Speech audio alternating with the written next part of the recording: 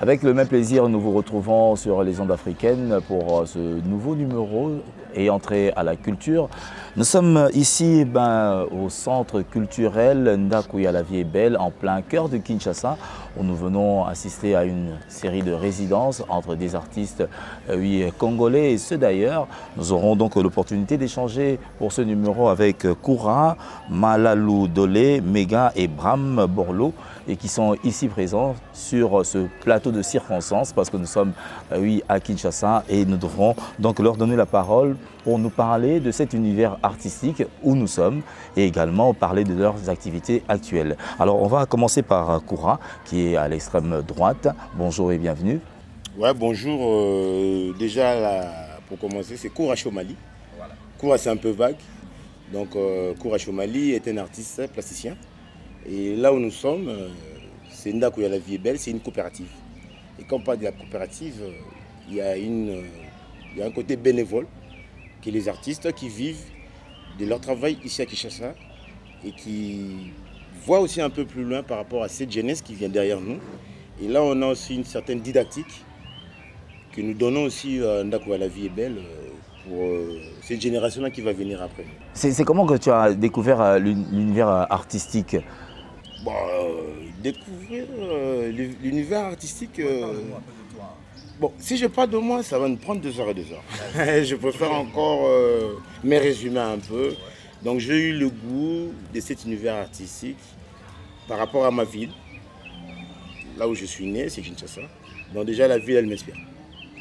Donc, Kinshasa, il faut y vivre. C'est le côté que j'ai eu ma sensibilité. Donc, bref, je dirais que mon univers artistique, c'est là où je vis. Et là où je passe plus mon temps à m'investir et à faire mon travail. Alors aujourd'hui, combien de temps dans ce métier ? Bon, déjà, j'ai fini le Beaux-Arts de Kinshasa. J'ai un bac plus 5. J'ai fini aussi à Strasbourg, en France. Là aussi, j'ai un bac plus 5. L'idée, c'était vraiment de venir s'installer ici à Kinshasa et faire des choses ici à Kinshasa. Donc, c'est dû à ça déjà. Quand tu as appris les études, vous savez bien que le Beaux-Arts, si vous n'êtes pas d'une famille qui est aisée, il est difficile de payer les minervales parce que les académies de Beaux-Arts, c'est les écoles des sorciers. Des petits sorciers entre guillemets, quoi. Voilà. Donc, il y a eu ce déclic-là et j'ai saisi l'opportunité. Merci bien. Alors, on va passer quand même la parole à Malalou Dole. Je dirais, je ne sais pas, c'est le prénom qui est drôle ou bien Dole, ça s'apparente à un sobriquet. Je m'appelle Malalou Ateko Dole. Donc Dole, c'est un nom d'un écrivain français où mon père a voulu que je puisse avoir ce nom. Parce qu'à l'époque, on a trop écrivé en français. Parce qu'il a fait plus son temps à l'armée, avec l'armée de l'air française. Et c'est un peu ça, donc c'est pas un sobriquet Dole. Donc c'est un vrai nom d'une famille française à l'époque. Alors tu t'es inscrit dans la performance artistique. Aujourd'hui, oui, il y a beaucoup de révélations autour de ton art. Comment tu expliques ton art ? Cela décrit quoi particulièrement ? Bon, d'abord, moi je suis Dole. Dole, c'est un artiste plasticien, donc je touche un peu à tout. Donc par rapport à ma peinture, à la performance rapidement de la peinture, c'est comme l'orchestre Viva la Musica. Donc, où je suis né par rapport à mon boulot, par rapport à mon travail. Donc, mon évolution, c'est pareil avec Viva la Musica, quoi. Alors, aujourd'hui, est-ce qu'on peut dire que ton art te permet de croquer la vie à belles dents aujourd'hui, au regard de ce que nous déplorons dans la politique culturelle de la RDC ? Bon, moi, je ne suis pas vraiment trop fan de parler du côté culture politique ou quoi, parce que pour moi, c'est... moi, je parle directement, rapidement, c'est l'impolitesse et les malédications, quoi. Donc, moi, comme je suis là, moi, je suis Nyanga. Je suis de Louosi. Donc, la maîtrise à tout ce qui est de mon village, du Bas-Congo, ou du Bandundu, Équateur ou Kasaï, quoi. Parce que je suis un citoyen congolais. Donc, qui veut dire que je suis déjà cultivé de mon pays. Donc je vois mal si un monsieur qui porte cravate et veste, qui ne connaisse même pas la culture de son pays, mais il s'affiche comme un politicien ou quoi, un ministre de culture ou quoi. Pour moi, je n'ai pas le temps de répondre à tout ça, quoi. Moi, je dis c'est le manque de politesse, quoi, et le mal éducation, quoi. Donc, c'est mettre le doigt dans les yeux des gens, quoi. On va revenir à toi, Malalou Dolé. Et je ne sais pas, on parle de méga, ça se résume comment? À un sobriquet? Méga. Bonjour. Moi, c'est Méga Mingedi, artiste et plasticien. Comme Koura vient de dire tout à l'heure, donc on a fait tous l'école des beaux-arts de Kinshasa, Bac plus 5. Je salue l'école. Après, j'ai bénéficié en bourse pour aller faire le master en France, à Strasbourg. Et je fais 2 ans, j'ai découvert d'autres univers, d'autres pédagogiques, d'autres façons aussi de faire. Et je me suis fait violence de retourner à Kinshasa. C'est un choix difficile, mais c'est un choix qu'on assume pour partager l'expérience, par exemple, de l'Occident avec beaucoup de jeunes ici à Kinshasa. On est dans l'art contemporain. Donc on volait dans ça. Aujourd'hui c'est Ndakwali, la vie est belle. Nous, notre souci c'était des constants. On avait fait beaucoup de constats par rapport à la réalité de l'art ici à Kinshasa. Il y a beaucoup de gens qui sont ignorants ou qui ne veulent plus aller visiter par exemple des expositions, des ballets, des théâtres, quelque chose comme ça. Des lieux là sont réservés vraiment, des lieux chics, c'est pour des mondélés, ainsi de suite. On s'est dit, voilà, pourquoi pas ramener l'art tout proche de la population. Nous, en tant qu'artistes, au lieu de présenter nos productions dans les Waikib comme des lieux d'exposition, on présente des choses dans l'espace urbain. Et Kinshasa, c'est une ville performative. Et quand on a commencé à faire des choses dans les espaces urbains, on a eu des contacts directs, la confrontation directe avec la population, ça nourrit beaucoup des artistes. Et moi particulièrement, je développe un travail sur le dessin. Je fais des dessins que je titule des cartographies des villes imaginaires, dont je questionne la vraie définition entre une vraie ville, un bidonville, ainsi que toutes les problématiques qu'il y a à la ville. Si on peut parler par exemple aujourd'hui de la guerre, ainsi de suite, des géographies radicales, comme ça se passe à Bunagana, et tout le monde n'est pas d'accord. Moi en tant qu'artiste, pourquoi pas les choses se calment et les artistes aillent de ce côté-là pour donner un petit sourire à ces jeunes-là, à ces enfants-là de Bunagana, dans des ateliers, ainsi de suite. Donc ici vous êtes sur Ndakwali, la vie est belle, donc c'est une plateforme où Koura vient de dire comme une coopérative.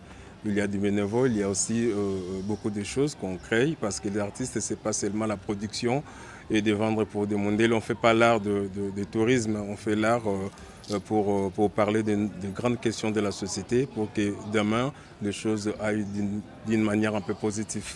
Non, je ne peux pas être trop dans le micro, je passe à Bram qui peut parler aussi d'autres choses. Alors Bram nous vient d'où particulièrement?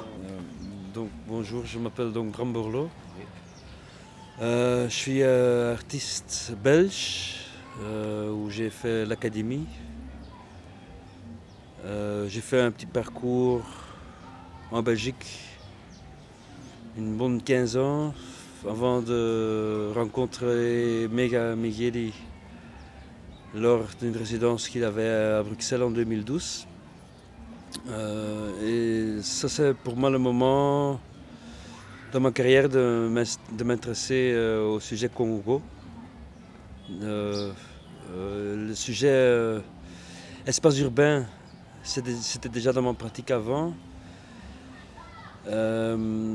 Petit à petit, le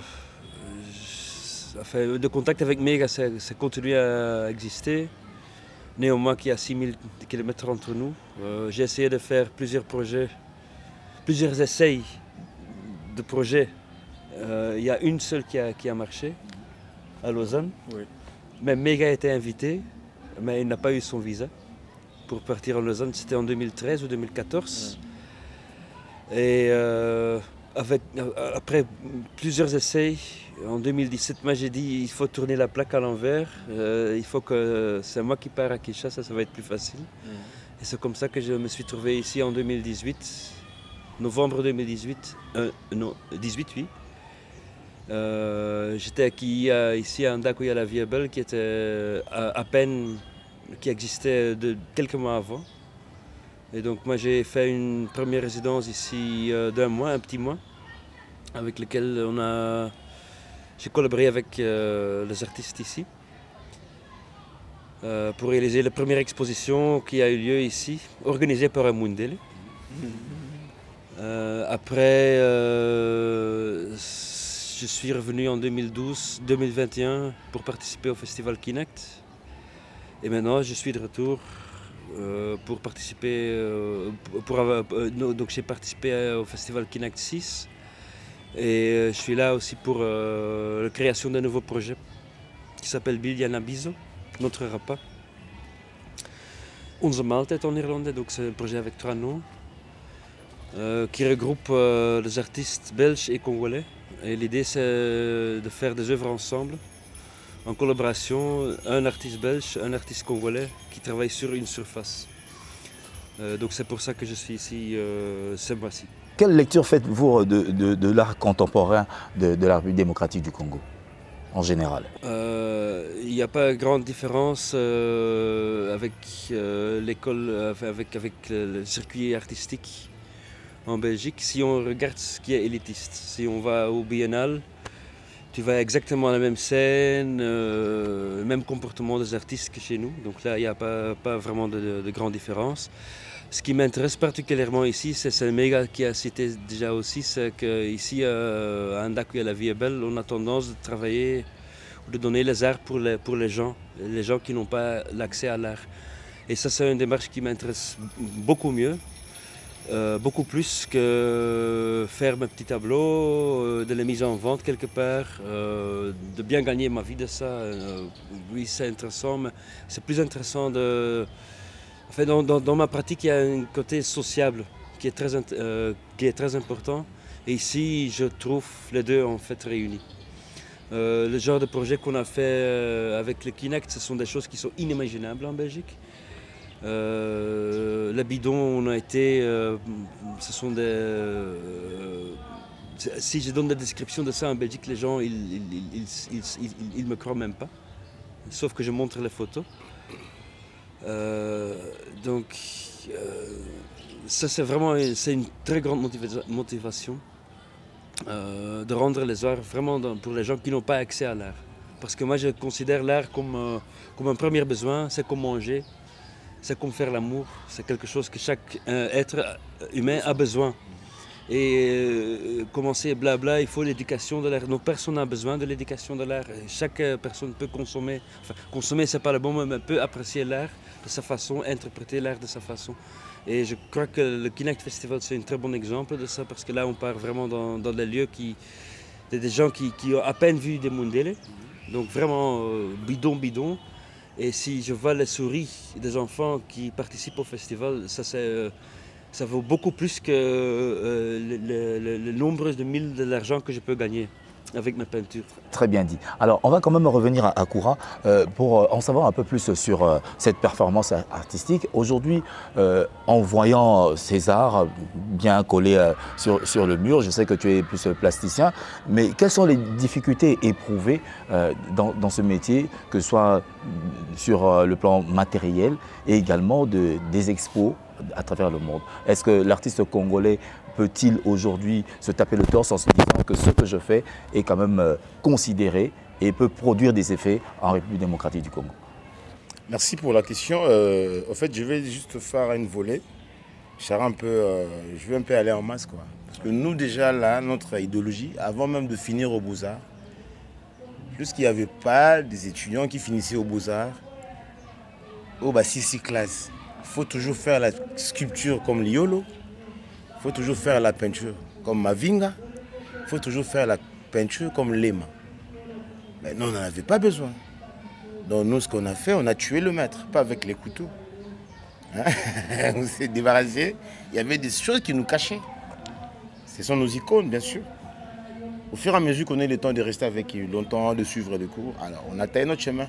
L'idéologie, c'était balabala, la rue, balabala. C'était chaque fois qu'on allait au centre culturel français, chaque fois qu'on allait Wallonie-Bruxelles, on a pris l'autre côté, quoi. On a fait notre tombée, on a été des insurgés. Mais aux Beaux-Arts, artistiquement, c'est pourquoi l'art contemporain, elle est forte de ce côté-là. Et après ça, la tête là, ça doit tourner quoi. C'est de créer notre propre collectif à nous et nous prendre en charge. Comme le dit toujours notre président de la République. Donc, comme il faut investir à l'homme. Et c'est parti sur cette base-là que on est venu développer ça ici. Donc ça, c'est notre coopérative. Mais c'est notre académie des beaux-arts. Parce que là, on donne la chance à ceux qui n'ont pas eu la chance d'aller aux beaux-arts. Donc là, on échange et puis on voit la relève. C'est pourquoi j'ai dit au chef de l'État, Excellence, on a besoin de vous. Président de la République, Fachi, Maman Denis Nyakero, Bouyé Bindakwa, la vie est belle. Faites un tour en Dakwa, la vie est belle. On n'est pas loin. Excellence, Patrick Mouyaya. Bouyé Bindakwa, la vie est belle. Beta Tour, nous on est là. C'est pourquoi on travaille avec, je ne vais pas dire les résidus, on travaille avec les déchets de l'Europe. Moi, je fais ma peinture. C'est vrai que tout le matériel, j'achète en Europe. C'est quand j'ai eu la chance d'être là-bas. Donc, full c'est la awa, et ça full dans l'Occident. Mais nous, déjà là, on travaille. S'il faut parler à Maroulé là, il y en a plein quoi. Je préfère juste lancer un appel. Massalanga Fali, Ipoupa, Dicap, Adeline Panzou. Bouyebinda, la vie est belle. Bobeta Tour. Vous avez tous les coordonnées. C'est à Matongé. Donc, Minyagolo Bezate. Donc, s'il faut parler, il y a un problème. Quand je vois nos amis artistes, quand on vient à l'aéroport, on te voit, tu es artiste, et tout n'arabi sokaka. Ou bien tu as un groupe Nini à musique. Ça fait mal hein, au cœur. Franchement, hein. Moi je viens de Billet de Bao, je fais une grande expo, un grand musée. Je viens de Beauté Congo, à la Fondation Cartier. Hein? À Paris. J'ai vu tous les excellences. Hein. Ils sont venus expo Kangagi Logo à Beauté Congo. Il n'y a pas. Toutes les autorités étaient là. Moi je lance juste un appel. Là, je salue aussi en passant. Hein? On a 3 églises comme voisins. Quand on leur a dit que nous, les artistes, c'est d'abord nous les sorciers. Mais quand les pasteurs, ils arnaquent les gens, c'est des voleurs. Donc le seul message que je veux dire, c'est venez nous soutenir. On a quand même la chance d'avoir notre ministre, Tabou, qui ne nous laisse pas. Quoi. C'est Yvette, hein, si je ne me trompe pas. Donc elle ne nous laisse pas. Ouais. Le directeur général, Moukouba, Jean-Maïka Samba, la vie est belle. On est voisins avec Père Sonam, Rivadelo Pipo, Mongali. Donc je passe un peu la parole parce qu'on a beaucoup à dire aussi. Malalou Dodé, alors ici quand même à Kinshasa, nous avons quand même ces partenaires également, comme le Centre Wallonie Bruxelles, que soit également l'Institut français. On sent qu'ils sont en train de pousser quand même derrière les artistes. Est-ce que c'est la même chose que le gouvernement congolais, en parlant bien sûr du ministère de la Culture? Est-ce que vous sentez quand même qu'il y a ce soutien-là à votre endroit, contrairement à ce que l'on voit des partenaires internationaux? Bon, pour l'anga, c'est Sony, c'est honteux. C'est honteux de voir l'Institut français ou le Centre Wallonie Bruxelles derrière toujours les artistes congolais en général. Pour l'anga, Sony. Moi, j'ai commencé ma carrière à l'Institut français. Donc aujourd'hui, je venais en de travail de contrat. Donc chaque année, je signe au moins 2, 3, 4 contrats. Donc je venais en carrière professionnelle. Donc tous les 22 ans là, c'est juste l'Institut français. Un peu le Centre Wallonie Bruxelles, mais plus c'est l'Institut français. Donc ils comprennent l'art. Et puis, on va Père Noël. Donc, la mascotte créée par Coca-Cola. Et comme une fusion avec l'église catholique, ça reste comme ça, c'est carré quoi. Donc, Bisso et Sala, Bisso Sony, tout le temps toujours derrière les Européens. Pour voyager, il faut balancer lettre de recommandation. Ceux qui ont visé comme un peu pour la roquine, il faut au moins 3 mois, 2 mois en avance. Nulle part. Je ne mange pas mes mots. Au ministère de la Culture, occupé au Kara. Et c'est plus Kofi, c'est plus Ferré, c'est plus JB, c'est plus Ouera. Or, on est tous dans le même podium. Moi, je dresse ma parole plus avec des gens qui sont cultivés. On n'impose pas. Donc, les gens qui sont initiés, ce sont ces gens qui nous suivent derrière. Ce sont plus des Européens. Nous, les Congolais, avec des pasteurs, on ne fait rien, absolument rien. Mais moi, là, je viens rapidement 10 jours en Belgique pour une vente publique. Donc, Je suis dans des foires, de grandes foires européennes, américaines, espagnoles ou quoi. Mais au monde, on n'a jamais un Congolais ou un politicien congolais qui s'affiche. Donc ça ne sert à rien du département de la ministère de la Culture, quoi. Parce qu'à chaque fois, suite au ça, les Cambou, même ici, on est là, on travaille. Il y a nos amis, il y a nos frères qui sont en Ouganda, dans une grande festivité africaine à Ouganda. Batanda, quoi.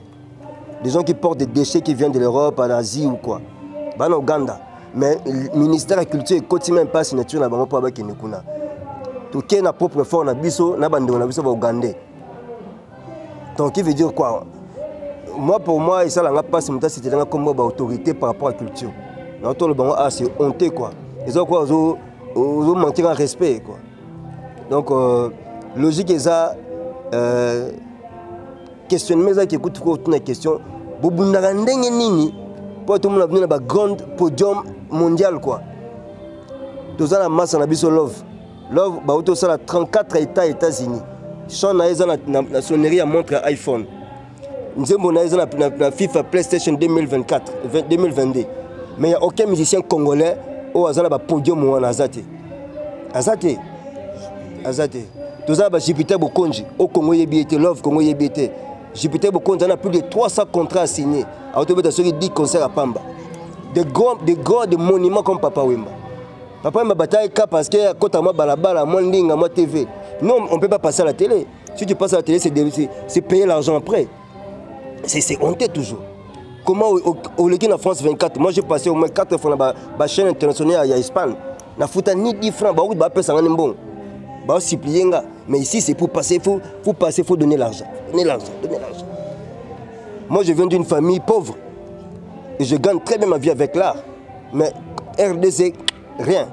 C'est bien dit, donc cela permet également de vous nourrir, donc c'est quand même une bonne chose. Alors je reviens quand même à Méga pour une autre question qui semblerait peut-être embarrassante pour vous, mais on aimerait bien savoir, sur base de ce que venait de dire Malalou, par rapport à ce partenariat entre les télévisions dans le cadre de la promotion, est-ce que dans vous sentez quand même aujourd'hui être des modèles de la société? Est-ce que demain, cette jeunesse pourrait quand même compter sur vous en disant que voilà, il y a eu quand même un artiste Méga qui a quand même gagné sa vie oui, grâce à l'art? Est-ce que vous pourrez pousser la jeunesse à emboîter le pas artistique au regard bien sûr des situations quelque peu malencontreuses au sujet des droits d'auteur qui sont aujourd'hui quelque peu non perçus par les artistes?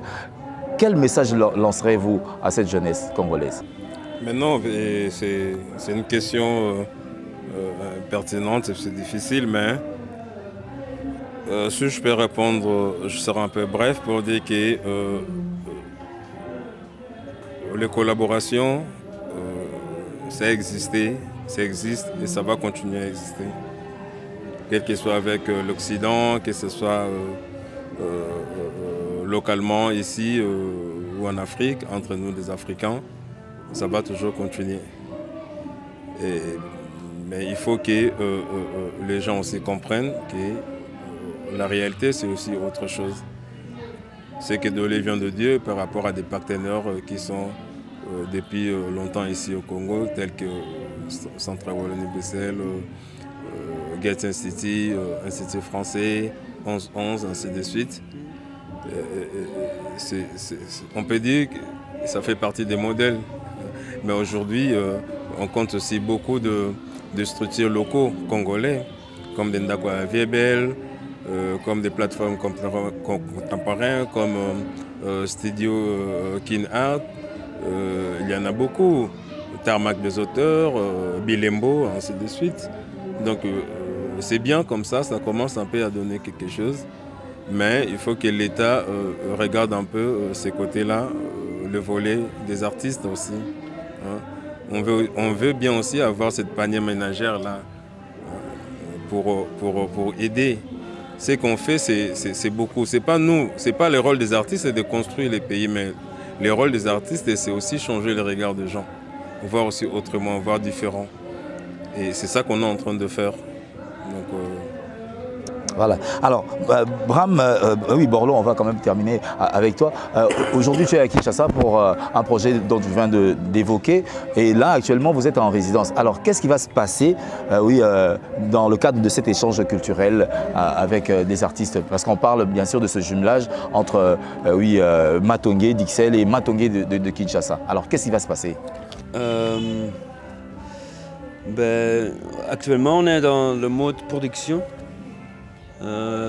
Suite aux distances, on va prendre le temps pour ça. Donc moi je crois qu'un an de production au moins va encore suivre. Parce que le projet, enfin le grain du projet, c'est commencé à pousser l'année passée. Quand Megama et moi on a fait la première collaboration. De là il y a le projet qui est né, ça grandit. Et qui va s'agrandir encore. Et le but, c'est en 2023, en 2024, de trouver un lieu respectable, que ce soit à Kinshasa, que ce soit en Europe, même une institution qui nous invite pour nous accueillir avec ce projet, qui permet aussi d'inviter des artistes congolais de venir en Europe à cette occasion, ou à l'inverse, des artistes belges qui sont dans le projet qui peuvent venir en RDC pour compléter l'échange. Et j'ai bon espoir que ça fonctionne bien. On a commencé presque comme bénévole, avec peu de moyens. Mais on sait, on a le main dans les doigts. On a l'or dans les doigts. Donc ça veut dire qu'on peut gérer des belles œuvres ensemble qui sont très originales. D'ailleurs, dans l'iconographie, l'histoire actuelle de l'art occidental, on a très peu ce qu'on appelle ici le partagisme. On trouve ça, Basquiat, Warhol, ils ont fait ça ensemble, mais il faut chercher déjà pour en trouver. Donc là déjà, c'est quelque chose qui inspire aussi des autres.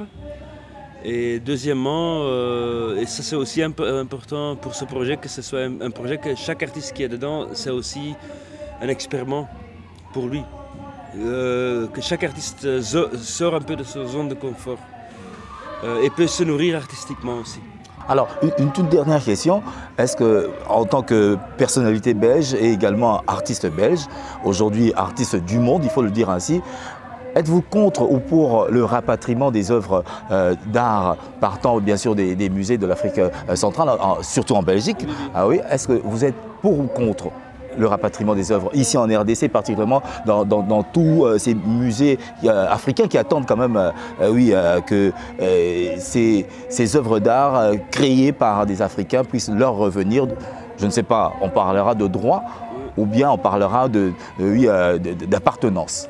Mais à mon avis, une des premières choses qui doit être faite, c'est qu'il y a une grande restitution, commençant avec le musée Colomb à Tervuren, pour redonner ce qui était volé. Parce qu'on dit Akezi retrouvé en Congo, toujours, mais en fait c'est volé.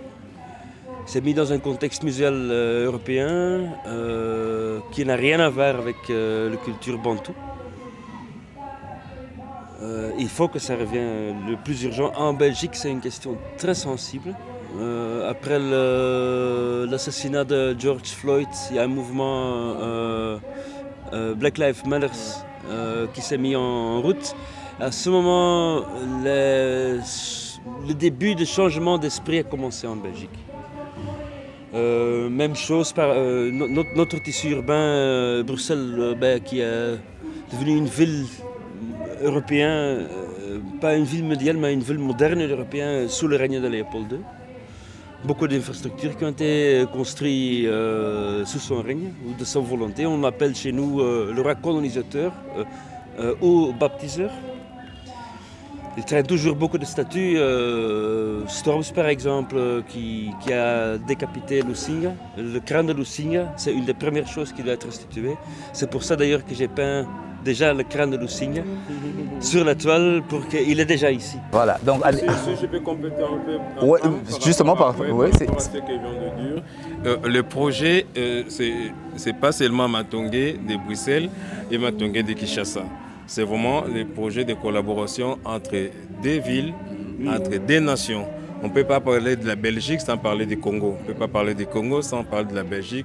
On est dans la même histoire, malgré tout ce qui s'est passé. Et moi, je crois à ces projets. L'idée, c'est vraiment de faire des duos entre des artistes congolais et belges, mais de présenter ça sous forme d'un grand fête, où il y aura toutes les questions-là que tu viens d'aborder sur les restitutions, les experts, ainsi de suite. Et donc là, c'est vraiment quelque chose qu'on est en train de préparer. On sait que ça se passe positif. Il faut qu'on tienne en ça pour que ça fasse vraiment un truc particulier. Et si on revient par rapport à ce que tu avais dit de restitution des œuvres, c'est de grandes questions. C'est des questions qui font débat aujourd'hui dans de grandes institutions, dans des milieux intellectuels, ainsi de suite. Mais aussi, moi je peux dire, je suis positif pour qu'il y ait des retours de ces œuvres, mais aussi je suis négatif, je ne veux pas que ça vienne. Et toutes ces œuvres-là vont être où? On va mettre ça où? D'ailleurs, aux réserves des musées de Mongaliema, il y a au moins, je ne sais pas si je ne me trompe pas, 35 000 objets. Et normalement, la place, elle se trouve, elle va être déplacée. Ils vont être où? Ils vont mettre ça où? C'est qu'on n'arrive pas à gérer ce qu'on a ici. Alors ceux qui vont venir de la Belgique vont mettre ça où? Là, c'est des grandes questions à poser. Est-ce que ça va être dans le musée national? Est-ce que ça va être rapatrié dans des villages où a été volé? Donc là, c'est des questions qui demandent beaucoup de gens, des anthropologues, des scientifiques, des politiques, des artistes, qu'on se parle pour ce genre de choses. C'est pas des livres, on appelle Victor Zoteka. Non, c'est vraiment des choses qui concernent notre identité, c'est des choses qui concernent notre histoire. Surtout pour la pérennisation. Voilà. Merci donc à vous. Nous étions là avec les artistes Bram Borloo qui nous vient de la Belgique. Nous étions également avec Méga, Malalou Dolé et également Koura qui ont répondu à nos questions. Ce n'est qu'une première. Nous allons revenir une fois de plus ici, bien sûr, à Ndako et à La Vie est Belle, en plein cœur de Kinshasa, à Matongé particulièrement. Et oui, pour en savoir un peu plus sur la continuité, surtout par rapport à ce jumelage qui est en train de se constituer et également d'autres nouvelles. Merci une fois de plus à vous et nous nous retrouvons ultérieurement sur la même chaîne.